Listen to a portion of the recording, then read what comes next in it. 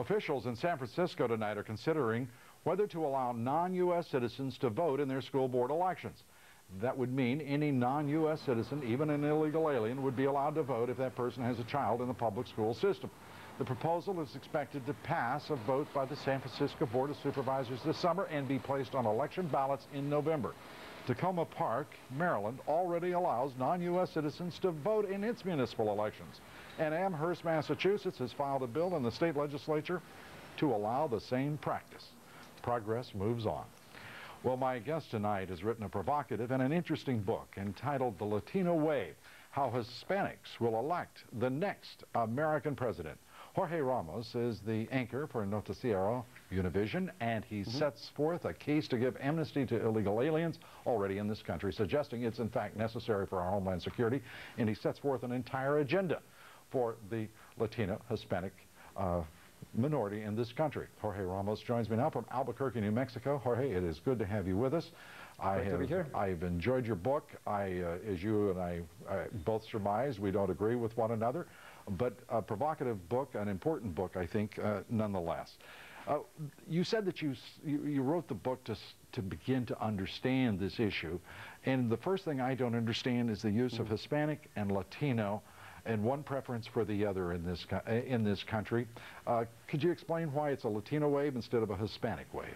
It could have been the Hispanic wave. Really, we use both terms without any distinction. The important thing is that Latinos are 40 million right now. In 50 years from now, there will be 100 million Latinos or Hispanics. And in 120 years from now, and I'm sorry to say that none of us is going to be here, but there will be more Hispanics than non-Hispanic whites. That doesn't mean that Latinos want to take over or that Latinos want to create a nation within a nation. It simply means that Latinos will have a very important, prominent part in the future of the United States. Well, you say that, but I detect, from a very benign beginning, I thought, Jorge, in which you talked about the demographics that are changing and the fact that the Hispanics are now the largest minority population in this country.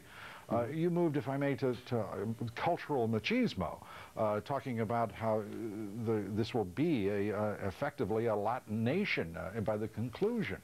Can you sort that out for us? Absolutely. I mean, we are going through a process of Latinization.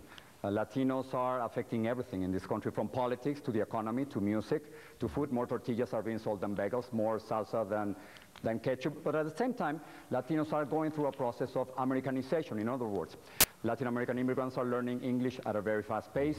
Second-generation Latinos feel more comfortable in English than in Spanish, like my son Nicolas. Third-generation Latinos tend to marry outside the Hispanic community, and there are millions of Latinos who are becoming U.S. citizens. Right. I was in Iraq about a year ago, and I saw thousands of Hispanic soldiers fighting for this country. So I think it would be unwise and unfair to criticize Latinos for not being loyal or patriotic enough. Oh, I think that would be very unwise. But I think since we're being candid, I think it's very unwise, perhaps, let me back up before I say it's unwise. That's my first instinct. But the fact is, when you talk about the Latino vote, and you talk about achieving political domination in the country effectively by the end of the book, does this not invite some charge of ethnic imperialism on your part? No, not at all. It's, again, Latinos do not want to take over. As a matter of fact, the problem that we have in the Hispanic community is that we are underrepresented politically. We don't even have one senator. We don't even have one judge in the Supreme Court. We only have one governor, Governor Bill Richardson Lopez in New Mexico. Basically, what I'm proposing is that the country is divided politically between President Bush and John Kerry.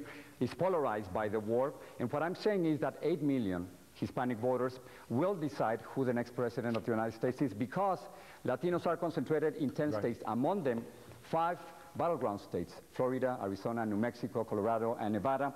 So therefore, I truly believe Hispanics will have the crucial vote in this election. And I spoke with President Bush and with John Kerry, and they both also agree with the possibility that Latinos might decide this election. Latinos might become the ultimate swing vote. I mean, the importance of the Hispanic vote is defined by its ability to determine an election, despite the fact that Latinos, of course, are not the majority.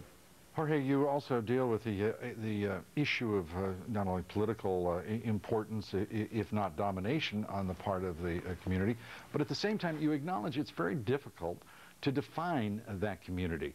There are other ethnic minorities, and one can argue whether Hispanic is truly an ethnic minority, but that's another discussion for another day.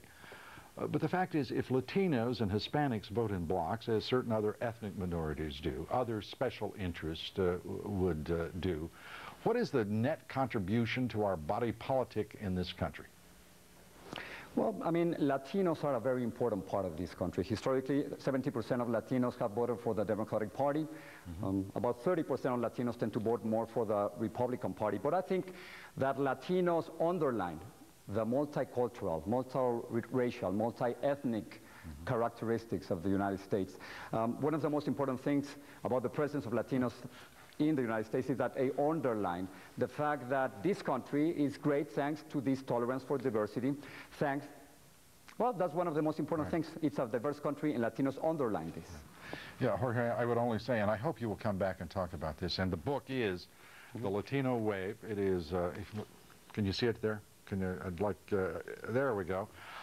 It's a terrific read. It's very provocative, and I hope you'll come back and we can discuss it more. And we'll talk about immigration too, if you want. And I would love to talk about immigration. Multiculturalism, I would just point out one thing. This was the most diverse society on the face of the planet long before illegal immigration of the last 20 years. It is the country itself that has provided that diversity. I would call it undocumented immigration, but well, we can talk about it. You can call it what you wish. It's the great thing about being in America, isn't it? Absolutely. It's fantastic to be here in this country. This country gave me the opportunities that my country of origin couldn't give me. Jorge Ramos, great to talk with you. Come back soon.